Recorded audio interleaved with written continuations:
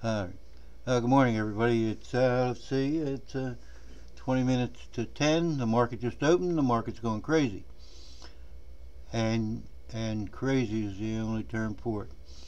And now let me try to explain why. Putnam is playing this perfect.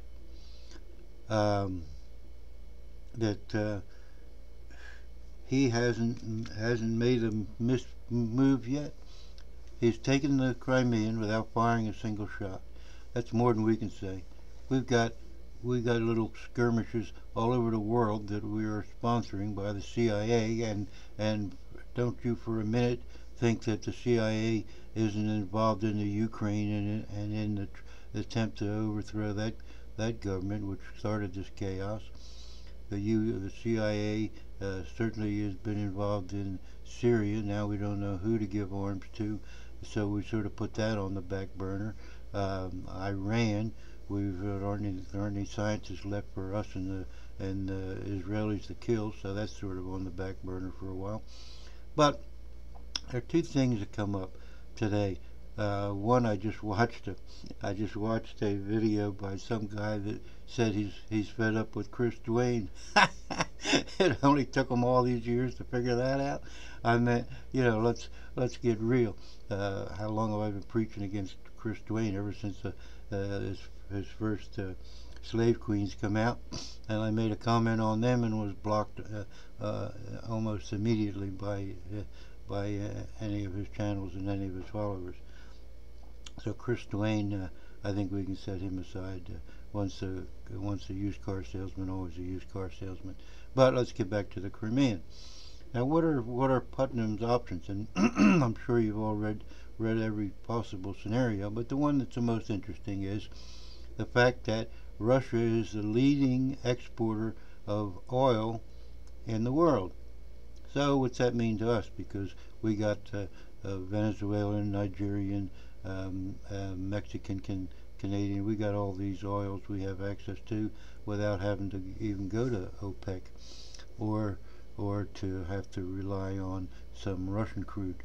Well, what it means is that the Russians have huge supply of petrodollars because and you're trading oil any place in the world. That's what you're trading it for, the U.S. dollar, and it wasn't nicknamed petrodollar for nothing.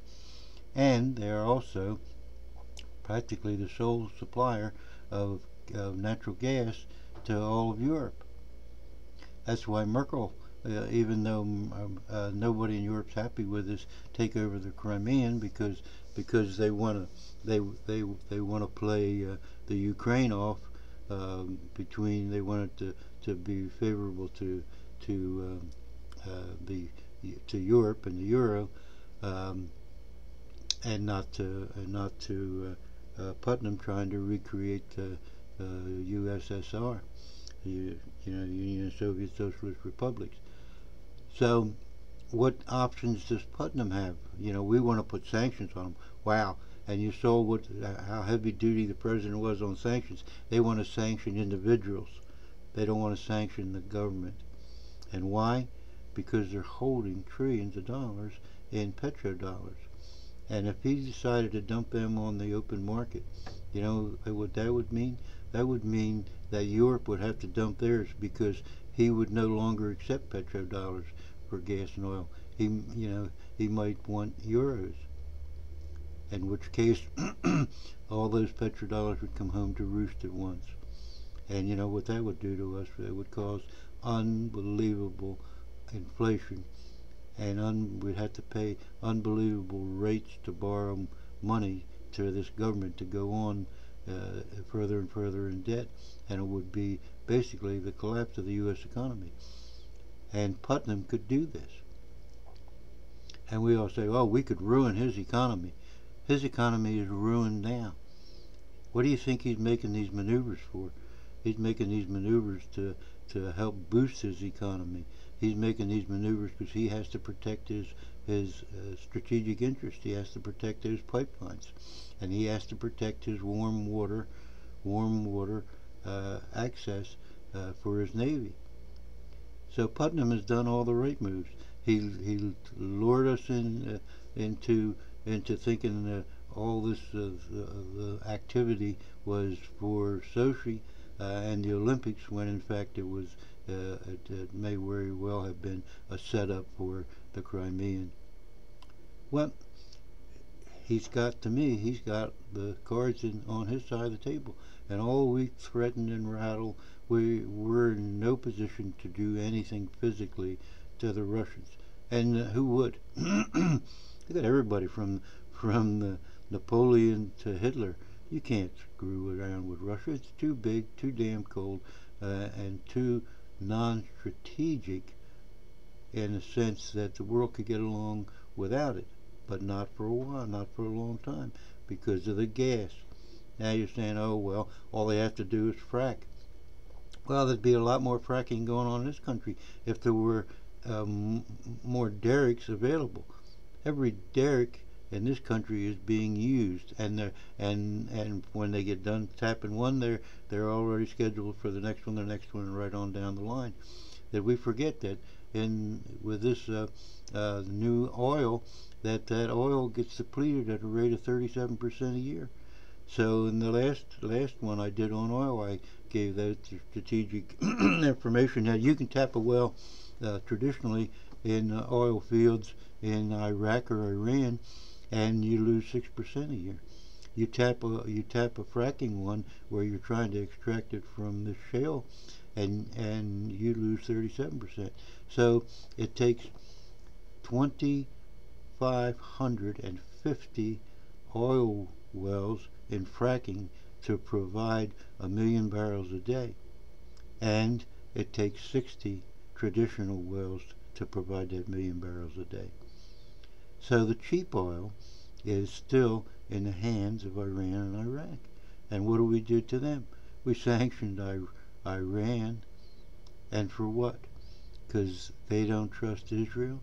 Well, anybody that does trust Israel is a nutcase, and we found out that this back in the 90s with the Pollard, where they were spying on us like crazy, and they still are, I'm sure.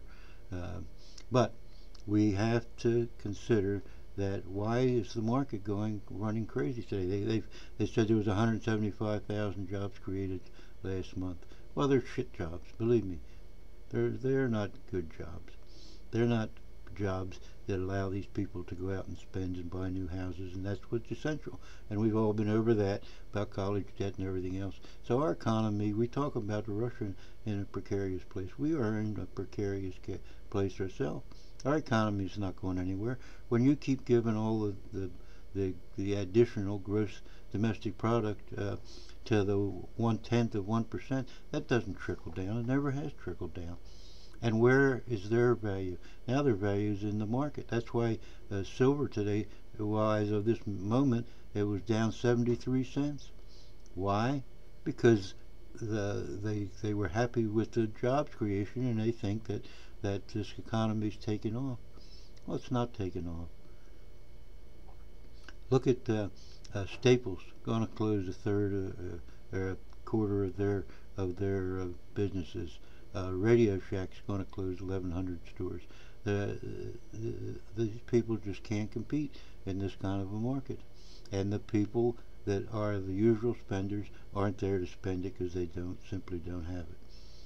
Now silver's down 73 cents. It might take another couple hits. Who knows how stupid this market is? But to me, this is a great buying option for silver. Now I don't know. I hope Tom has some junk or something for me to pick up this weekend, because I will. I'm not going to go out and buy sunshine rounds or something like that, but I certainly will buy anything Tom has that's really cheap. Now, what happens if the dollar collapses? You say, well, silver might collapse with it. Silver's not going to collapse with it, because silver is going to be valued against it, and the lower the dollar goes, the higher silver goes. And the better play might even be gold now, because everybody would be scrambling. All these markets would be scrambling. Markets I'm talking about, reserve banks in Europe, in Germany and France and Great Britain and all over the place, and India and even China would be scrambling to get out of dollars and into gold. and then they can decide later whether they want to get from gold, whether they want to get into euros or rands or rupees or whatever. But this is not a case where the president goes on and says, "Aha, I'm gonna put a few sanctions against a few individuals, won't let them travel to this country, and we might try to freeze their bank accounts."